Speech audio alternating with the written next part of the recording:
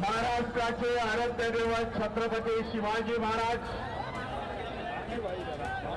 महात्मा ज्योतिबा फुले, सावित्रीबाई फुले, आरक्षणाचे जनक Chhatrapati Shahu Maharaj, बौद्धिसत्व संविधानकार विश्वरत्न doctor Babasaheb Ambedkar, साहित्यरत्न अण्णाभाऊ साठे, बहुजनांच्या सर्व महापुरुषांना विनम्र अभिवादन करतो आणि आपल्या सगळ्यांचं अभिनंदन करतो, लाख लाख अभिनंदन करतो। एवढ्या पावसाच्या वातावरणामध्ये आपण लाखोच्या संख्येने या मुंबईमध्ये हजर झालात। उपवर्गीकरणाची ताकद काय आहे ते रद्द करण्यासाठी सरकारला इशारा सगळेजण आलात, याबद्दल आपल्या सगळ्यांचं अभिनंदन करतो। बाबा, ताकद काय आहे सरकार येथील मनुवादी संघटनेला आपण आपल्या मोर्चाच्या माध्यमामधून आज दाखवून दिलेला हे उपकरणीकरणाचा घाट घालण्यात आलेला आहे। जो आमची मागणी नव्हती, मातंग समाजाची देखील मागणी नव्हती, परंतु काही मूठभर मातंग समाजाचे लोक जे संघाच्या शाखेवरती जातात, संघाचे पैसे घेतात, असे संघटना मूठभर लोकांनी एक निवेदन दिलं। त्या निवेदनाच्या आधारे आज हा उपवर्गीकरणाचा घाट या महाराष्ट्रामध्ये घातलेला। दुसऱ्या राज्यामध्ये काय झालं हे मी जाणत नाही, परंतु या महाराष्ट्रामध्ये मी घडून देणार नाही, आपण सगळे घडून देणार नाही। कारण 59 जाती आम्ही एकत्र आहोत, 59 जातीची वज्रमूठ आमच्या बरोबर आहे। एक प्रतिज्ञा इथे करायला पाहिजे, येणाऱ्या काळामध्ये ही वज्रमूठ अशीच असायला पाहिजे। जेव्हा ही वज्रमूठ आता सत्ताधाऱ्यांवरती पडेल तेव्हा याचं सरकार उलटून पडेल। एक निर्णय घेण्याचा प्रयत्न करायला पाहिजे। 59 जातीच्या लोकांनी येणाऱ्या काळामध्ये बीजेपीचा कोणी असेल त्याला माझं मत जाणार नाही, हे तुम्ही निक्षून त्यांना सांगण्याचा प्रयत्न करायला पाहिजे। बाबा, सत्ता हातामध्ये घ्या, किती दिवस आज मोर्चे वगैरे काढणार, त्याने एक वटहुकूम काढला आणि आम्हाला काम धंद्याला लावलेला। आमचा वेळ, आमचा पैसा, आमचा श्रम हे आम्ही आज या मोर्चाच्या माध्यमातून व्यक्त करत आहोत। परंतु ह्याच्या पुढे आमची लढाई हे सत्तेची लढाई असणार, हे देखील आज तुम्ही लोकांनी ठरवायला पाहिजे। कोणाच्या बरोबर जाण्याचा प्रयत्न नाही। बाबासाहेबांनी एकेकाळी 1938 ला सांगितलं, एक वेळेला तुम्ही सत्ताधारी समाज या देशामध्ये व्हा। मी समजतो आज चांगली चुनौती आपल्या समोर आलेली आहे। आपण सगळे आपले मतभेद विसरून एकत्र आलेलो आहोत, एका दिलाने ही लढाई लढत आहोत। हा मेसेज सरकारपर्यंत गेलेला आहे हे असं आपल्याला सांगतो। आज सकाळी मला काही आमदार इथे भेटले आणि आमदारांनी मला सांगितलं की आम्ही सर्वप्रथम 29 आमदारांचं मी अभिनंदन करेन। एकत्रपणे येऊन त्यांनी मुख्यमंत्र्यांची भेट घेतली आणि मुख्यमंत्र्यांना त्याने सांगितलं हे जे काही उपवर्गीकरण आहे ते बंद करा। ऑल द पार्टी आम्ही एकत्र झालेलो आहे। बीजेपी मधले देखील आमदार जे अनुसूचित जातीचे आहेत ते देखील एकत्र आले, एक अभेद युती झाली। आपल्याला सांगू इच्छितो त्या आमदारांनी मला जे सांगितलं, मुख्यमंत्री एवढे सिरियस दिसले नाही भीमरावजी। आम्ही निवेदन दिलं, निवेदनाकडे बघितलं आणि सांगितलं पुढच्या वेळेला मी काहीतरी निर्णय घेतो। मुख्यमंत्री या काही घोषणा दिल्या, मुख्यमंत्री होश में आओ, त्याप्रमाणे या मोर्चाच्या माध्यमामधून महाराष्ट्राच्या मुख्यमंत्र्याला सांगू इच्छितो, बाबा तुम्ही होशमध्ये या आणि उपवर्गीकरणाला आमचा विरोध आहे. या महाराष्ट्र उपवर्गीकरण होऊ देणार नाही. या लोकांची राजनीती राहिलेली आहे संपूर्ण देशामध्ये.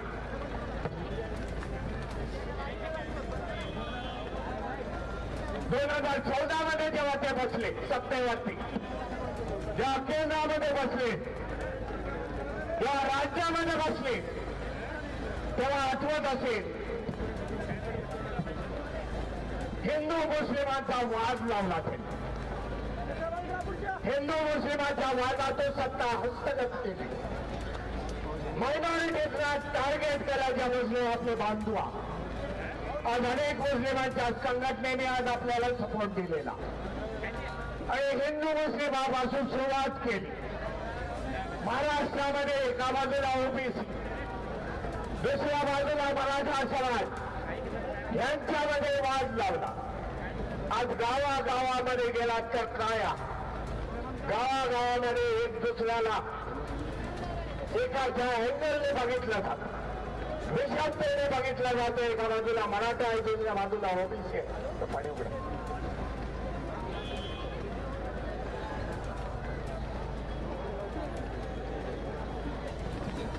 गावागावामध्ये एका बाजूला मराठा आहे, ओबीसी आहे. जे एकत्र भरण होते, एकत्र नाटक होते, एकत्र व्यवहार होते, मैत्री संबंध होते, आज विध्वस्त त्यांच्यामध्ये आलेला. दुसरा प्रयत्न या फडणवीस सरकारने केला. एका बाजूला आदिवासी, दुसऱ्या बाजूला धनगर समाज यांच्यामध्ये त्यांनी भांडणं लावलं. आज त्याने बघितलं 59 जाती आहे एकत्र, यांच्यामध्ये भांडणं कशी लावायची. काही मोडबळ मातंगारा घेतला आणि त्यांच्यामध्ये आज 59 जातीचं वर्गीकरण करण्याचा प्रयत्न केला. याच्यामध्ये कोणाचाही भलं नाही. 59 जाती या व्यस्त नाबूद होती. अशा प्रकारचं षडयंत्र या महाराष्ट्रामध्ये चालू आहे. परंतु फडणवीसांना सांगू इच्छितो, बाबा महाराष्ट्र छत्रपती शिवाजी महाराज, महात्मा ज्योतिबा फुले, सावित्रीबाई फुले, डॉक्टर बाबासाहेब आंबेडकर, साहित्य रत्न साठे यांचा आहे महाराष्ट्राचे प्रकाश चालू देणार नाही.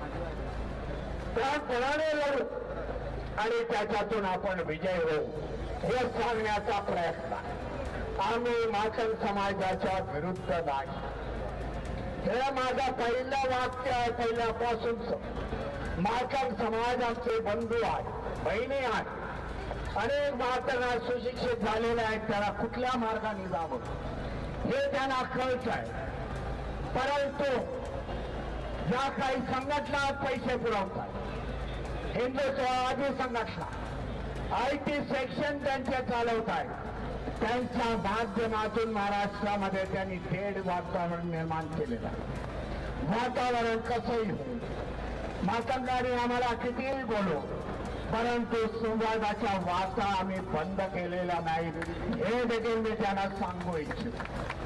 त्यांना सांगू इच्छितो, जे मातंग भावांचे चुकलेल्या मार्गाने जातात.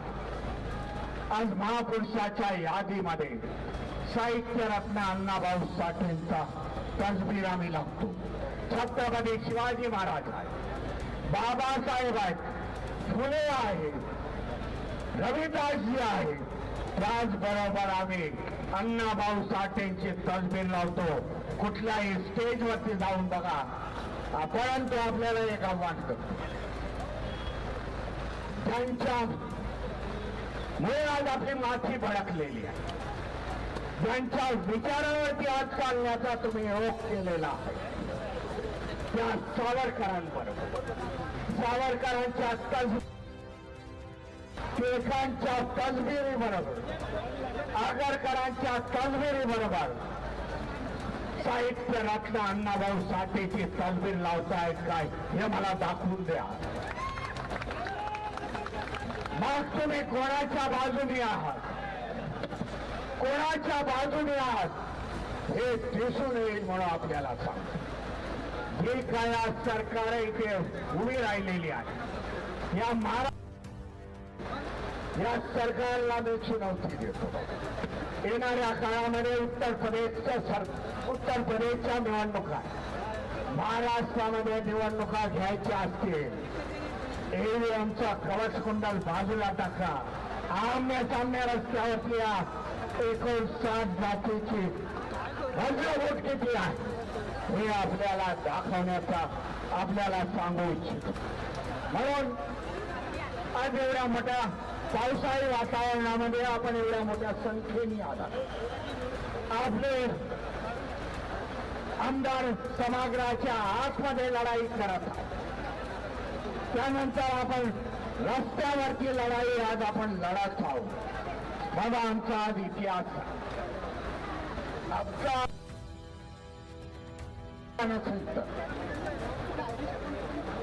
आमचा इतिहास असा आहे, जेव्हा जेव्हा संविधानाच्या विरोधामध्ये गेला, जेव्हा जेव्हा महापुरुषाच्या विरोधामध्ये गेला, त्यावेळेला आंबेडकरी जनसमूह महाराष्ट्रात नाही तर देशामधला एकत्र आला आणि त्याने आपल्याला ताकद आपली दाखवून दिली। आमचा आदर्श, आमच्याकडे आदर्श आहे, आदर्श भीमा कोरेगावचा आदर्श। बड़े हम संख्या से कम है, लेकिन हम लोग लड़ाई जीतते हैं। हा आमचा बाबा इतिहास आहे, तो इतिहास सांगण्याचा मला आज पुन्हा एकदा प्रयत्न करावा लागला। 2024चे इलेक्शन आपल्याचे एक उदाहरण आपल्याला देऊ इच्छितो।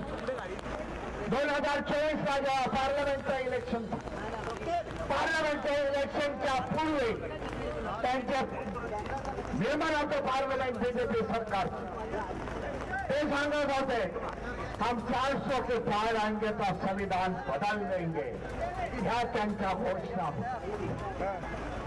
इलेक्शनचे जेव्हा जेव्हा देशामध्ये आंबेडकरवाद्यांनी लाखोचे मोर्चे काढले, काय आम्ही आंबेडकरवादी फुले शाहू आंबेडकरांना मानणाऱ्या, आमचे बहुजन महापुरुषांना आम्ही मानणारे आहोत। आम्ही कदापि हे संविधान बदलू देणार नाही। जेव्हा इलेक्शनचा पिरियड आला, इलेक्शनचा जेव्हा दिवस आला, वोटिंग झाली, त्याच्यानंतर रिझल्ट आले, जे 400 का पार का आंकड़ा कहते थे 240 में सिमट गए। जर ईवीएम मशीन नसते, ईवीएम मशीन नसते, 100च्या आतमध्ये लुळकले असते, हे देखील आपल्याला इंडिया गठबंधनाला भारीच्या भारी वोटिंग दिलं, इंडिया गठबंधनाला भारीच्या भारी वोटिंग दिलं आणि इंडिया गठबंधन चांगल्या प्रकारे त्यांनी स्कोर केला।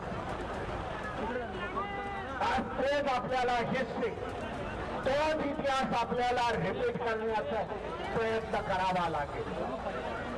आणि त्याच्यानंतर काय झालं, जे नौटंकी आहे पार्लमेंटमध्ये जाऊन बसणारे पंतप्रधान मोदीजी, त्यांनी संविधान डोक्यावरती घेतलं, संविधानाला काय पाया पडले, हे जे नौटंकी केले ते त्यांना संविधानाची ताकद कळली। देशातील 80% जनता हे संविधानाला बांधणारी आहे। महाराष्ट्रामध्ये 59 जाती आहेत जे संविधानाला मानताय, महापुरुषाला मानताय। त्याचबरोबर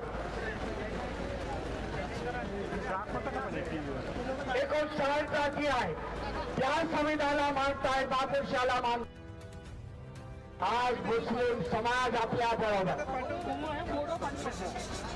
त्याचबरोबर आदिवासी समाज आहे मोठ्या संख्येत। हे जेव्हा समाज एकत्र येतील, त्या कोळी समाज आहे, 59 जातीमधल्या समाज,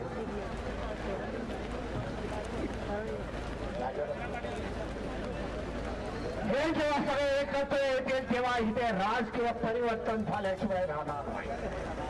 आणि त्याच्यासाठी ईव्हीएम बंद करणं, देशामधले लोकशाही वाचवून आज आम्ही दबगणारे नाही. देवेंद्र फडणवीस यांची हुकुमशाही या महाराष्ट्रामध्ये हा समाज चालून देणार नाही. हे चुनौती मी या सभेच्या माध्यमातून या मोर्चाच्या माध्यमातून देतो. बाय होश में आ जाओ. मला वाटतं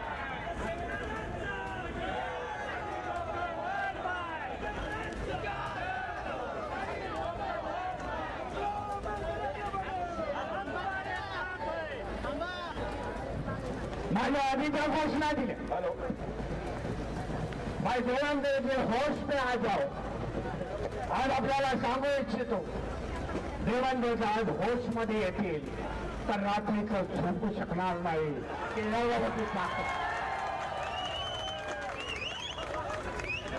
एवढी मोठी ताकद आज माझ्या विरुद्ध कशी उभी राहील. मी मायनॉरिटीजला दबावला पण आंबेडकरवादी दबणारे नाही. एवढे दबा जेवढे दबवण्याचा प्रयत्न कराल तेवढे आम्ही वरती येणार. आम्ही फुटबॉल खेळतो जेवढे दाबाल तेवढे वरती जाऊ आणि तेवढे गोल मारू हे सांगण्यासाठी आपण इथे सगळेजण आलेलो आहोत. आणि निश्चित मला वाटतं घोषणा आहे सकाळी देवेंद्रजी 27 आमदारांशी बरोबर बोलले नाही पण या सगळ्या आमदारांना 27 आमदारांना सांगू इच्छितो बाबा उद्यानंतर देवेंद्रचा जे ऍटिट्यूड ते कमी होईल.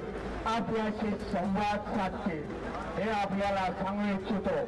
कारण प्रत्येक जण एक ताकद बाबासाहेबांचा एक एक अनुयायी एक एक ताकद आहे आणि ती ताकद एकत्र झाली तर सरकारमध्ये देखील सापारत होऊ शकते. आज जे काय चाललेला ज्याचे काही खासदार आमदार फोडले त्याने तेवढा प्रतिकार केला नाही पण आमचा प्रतिकार काय आहे हे त्यांना देखील आम्ही सांगण्याचा प्रयत्न आहे. तुम्ही देखील आमच्या बरोबर या. खासदार फुटले म्हणून रडत बसू नका. आमच्या बरोबर या. न्याय देण्याचा प्रयत्न मी तुम्हाला देऊ इच्छितो. एक बुलंद ताकद या महाराष्ट्रामध्ये उभी करू. ज्यांना सत्तेमध्ये जायचं आहे त्याने सत्तेमध्ये जा. मी तर धम्माचा रथ घेऊन चाललो. सत्तेचा रक्त गाठा एवढी मी शुभेच्छा देतो आपल्याला.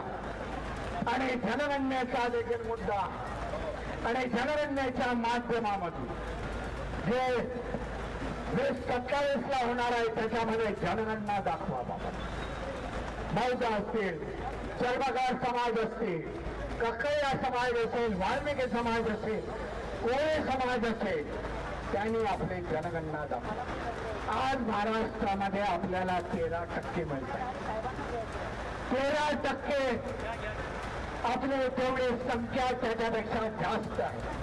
2027ला जेव्हा जनगणनेचे निरोप येतील, जेव्हा जनगणनेचे संपूर्ण रिझल्ट येतील तेव्हा आपलं आरक्षण 20% व्हायला पाहिजे हे देखील सरकारला सांगतो. तुम्ही जनगणनेची जी कॅटेगरी आहे जनगणनेचे जे आयटम्स लावलेले आहेत त्याप्रमाणे आम्हाला आमची संख्या वाढली तर मग आम्हाला 20% आरक्षण व्हायला आता थांबून जमणार नाही. 13% वर्गीकरण 13%चे तुकडे पडून देणार नाही. तर आमची मागणी पुढच्या वेळेला असेल जेव्हा जनगणना जानेवारीच्या 2027ला होईल तेव्हा आमची मागणी असेल संख्येच्या स्वरूपामध्ये हम लोग ठोक के 20% का आरक्षण लेते. कोण बाका येतो त्याला बघून त्यावेळेला 3%ला सत्तेवरती बसून देणार नाही हे देखील आपण ठरवायला पाहिजे. आज आमच्यामध्ये तेवढे उपलब्ध झालेली आहे. आज आम्ही तेवढे शिक्षित झालेलो आहे. आज आम्ही देखील इंजिनिअरिंग मेडिकल याच्यामध्ये आहोत. आमची मुलं आहोत. त्याच्यासाठी हा सगळा घाट घातलेला आहे हे आपण जाणून घ्या. आज ज्यांची मोनोपॉली होती थोडक्यामध्ये आपल्याला सांगतो वर्गीकरणाचा घाट का घातलेला आहे. एके जमान्यामध्ये एका समाजाची मोनोपोली होती, एका समाज शिक्षणामध्ये पुढे होता. काय झालं आज 90च्या नंतर? 90च्या नंतर ओबीसी समाजाचा आपला स्टुडंट, आपले विद्यार्थी, बहुतांचे विद्यार्थी 59 जातीतले विद्यार्थी मेरिटमध्ये आहे. त्यांनी बघितलं हे काय चाललं, त्यांनी विचारलंय काय चाललंय या देशामध्ये, आपली पोरं मागे जात आहे. त्याच्यासाठी हे वर्गीकरणाचा डाव, एक त्यांचं लक्ष होतं जे शेड्यूल कास्टमधून आलेले आहे, अनुसूचित जातीमधून जे आलेले आहे त्यांनीच रिझर्वेशन घ्यावं अशा प्रकारचा देखील घाट येणाऱ्या काळामध्ये होईल. परंतु वर्गीकरण जर आपण इथे थांबवला तर हा घाट येणार नाही. या वर्गीकरणाच्या माध्यमातून पुन्हा 59 जाती, 12 बलुतेदार यांचा आर्थिक सोर्स तोडून टाकला, यांना शिक्षणापासून वंचित करणार. पुन्हा एकदा हे आपले गुलाम होते, आर्थिक दृष्ट्या कमकुवत झाले तर गुलाम होते. हे ह्याच्या मागचं षडयंत्र ओळखण्याचा प्रयत्न आपण सगळ्यांनी करायला पाहिजे. अशा प्रकारे अचानक होत नाही, परंतु या सगळ्याला घाट घालण्याचा प्रयत्न, उपवर्गीकरणाला विरोध, सरकारला धडकी भरणारा तुम्ही काढलेला मोर्चा, तुमचा उत्साह या माध्यमातून हे सरकार घाबरलेलं आहे. आज पावसाच्या एवढ्या मोठ्या धारा वाहत आहेत, त्यांच्याकडे घामाच्या आपल्याला त्यामुळे आपला विजय आहे. परंतु शेवटपर्यंत लढू, सरकारला आपली ताकद दाखवून देऊ एवढं मी म्हणतो आणि माझ्या वाणीला विराम देतो. जय हिंद.